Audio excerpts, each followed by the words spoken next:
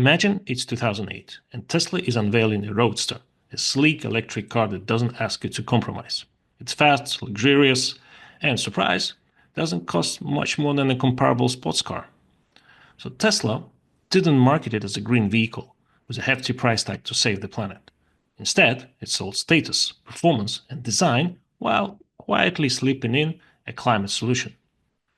That's the power of 10x value proposition versus relying on green premium. Hello, I'm Emin Askerov, and this is What's Up with Startups, a podcast where I explore strategies, tips, and tactics of scaling up climate technologies. We already have all the tech we need to save the planet. The question is, will we be able to scale them fast enough?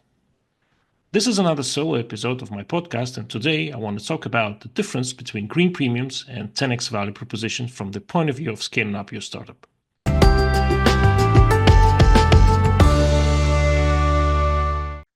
This episode is brought to you by New Energy Advancement Hub, your one-stop shop on all things about energy transition. Be sure to check them out at www.neahub.net. That's www.neahub.net. They got tons of free stuff. They got lectures, they got webinars, they got podcasts. They even have tips on how to save on your energy bill.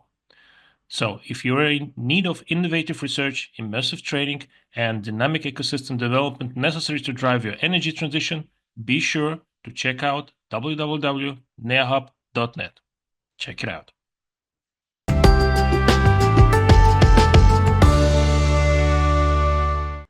So, what's the green premium?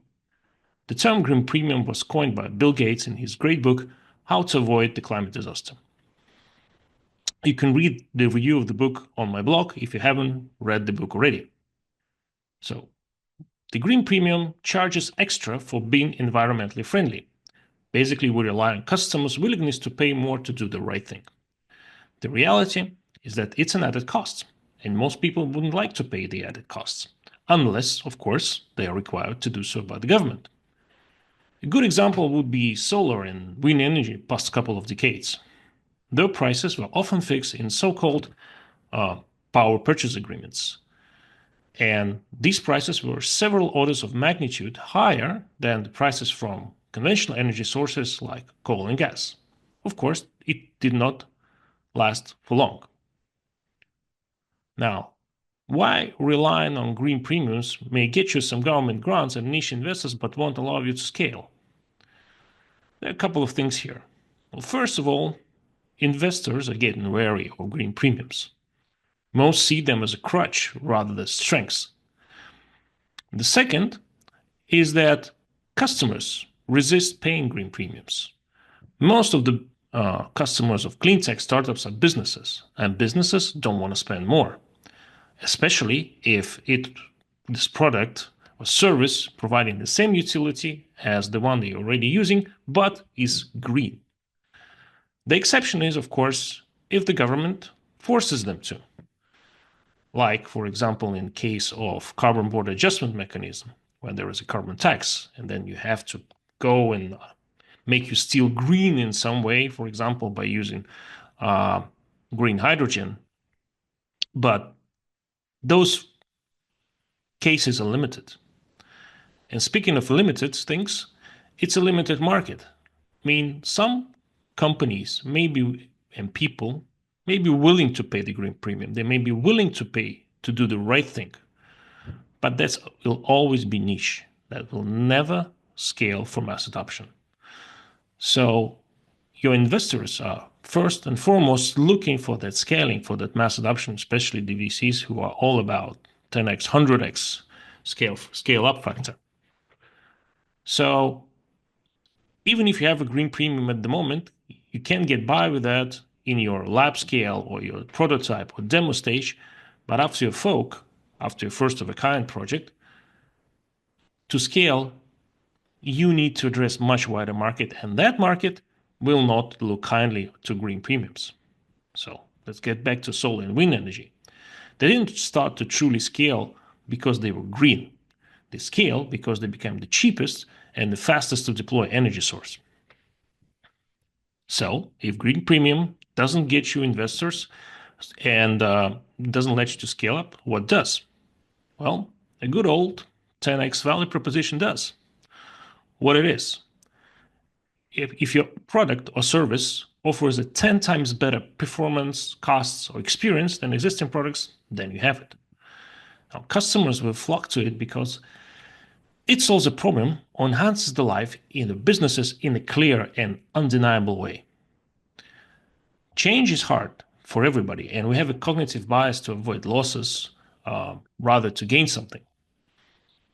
Unless, of course, the benefit of the change is so big that it feels really stupid not to go for it.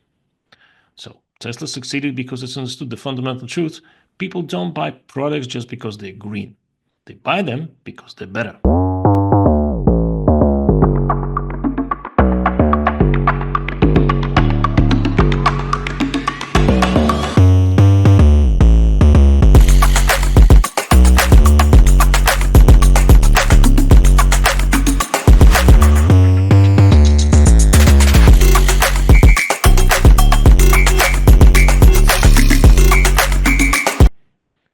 So how do you know if you have a 10x value proposition?